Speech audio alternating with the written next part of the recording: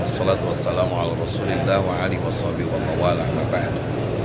Pada jelang maghrib hari kelima Ramadan, kita kembali diperlihatkan bagaimana tradisi orang Arab dalam memuliakan tamu itu sungguh patut dicontoh. Mereka betul-betul mempunyai tradisi yang mengakar untuk ikramud duyuf, memuliakan tamu.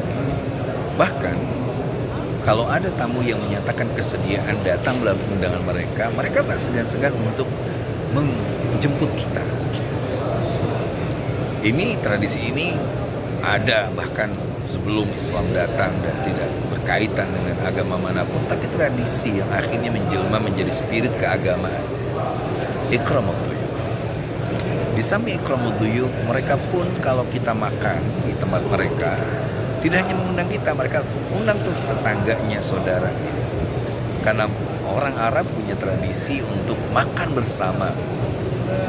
Nah, cuman yang menjadi masalah, poin ketiga itu adalah mereka kadang-kadang agak berlebihan dalam sisi menyediakan makanan atau israf. Padahal agama menyatakan wala tusrifu, innallaha la yuhibbul musrifin.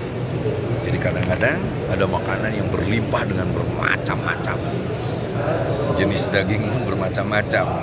Saya kalau diundang oleh mereka kadang-kadang bingung makan yang mana dulu. Nasi aja beberapa jenis, daging aja beberapa jenis, manisan aja beberapa jenis. Nah, contoh ini aja nih.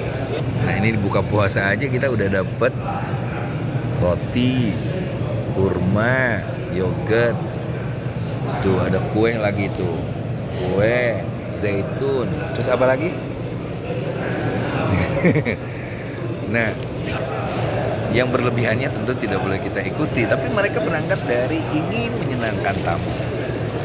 Nah, yang keempat, yang tentu juga menarik bagi kita adalah makan bersama. Ini yang dalam tradisi pesantren suka ada mampan. Kalau ini bukan pakai mampan, bayangin. Wow, pakai yang namanya plastik dan berpuluh-puluh meter. Tujuannya sederhana. Di satu sisi kita bisa makan di atasnya, di sisi lain kalau ada waktu maka mereka akan serap, tidak kotor, tidak mengotori masjid.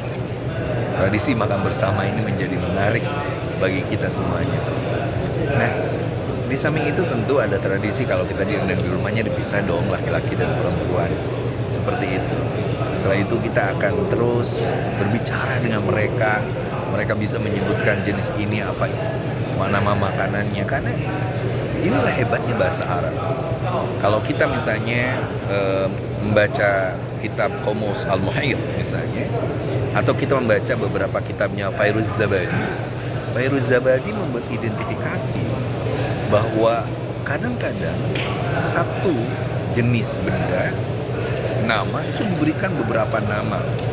Misalnya kalau kita tahu yang namanya singa, ada asad, ada namir. Nah, begitu pula korma nih. Korma itu ada korma basah, ada korma kering, ada korma ini dan lain sebagainya. Termasuk kalau kita makan, saya masih ingat ketika saya bersilaturahmi dengan putra saya Abdi ke Mbah Maimun Jubair, kita dijelaskan tuh makna-makna nasi, ada nasi mandi, nasi kebuli, nasi macam-macam nasi.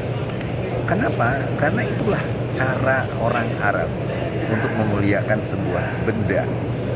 Mereka mengingat dengan begitu banyak nama-nama benda itu, dan itu mereka belajar dari Asmaul Husna. Sesungguhnya walillahil asmaul husna fad'uhu biha wa dzul ladzina yulhiduna fi asma'i sayajzauna ma kanu ya'malun. Arab memang menjadi tempat diturunkannya Al-Qur'an, diturunkannya para nabi dan nabi terakhir yaitu Nabi Muhammad SAW, dan karena di dalamnya ada banyak tradisi-tradisi mulia yang akan menjadi spirit kemanusiaan. Salah satunya adalah memuliakan tamu, menghidangkan makanan, dan menganugerahkan keakraban dan kemesraan antar sesama, saudara, tetangga. Kita terus untuk bisa menghormati tamu-tamu kita, karena sungguhnya yang kedatangan tamu akan mendapatkan keberkahan dari Allah Subhanahu wa Ta'ala. Selamat berbuka puasa.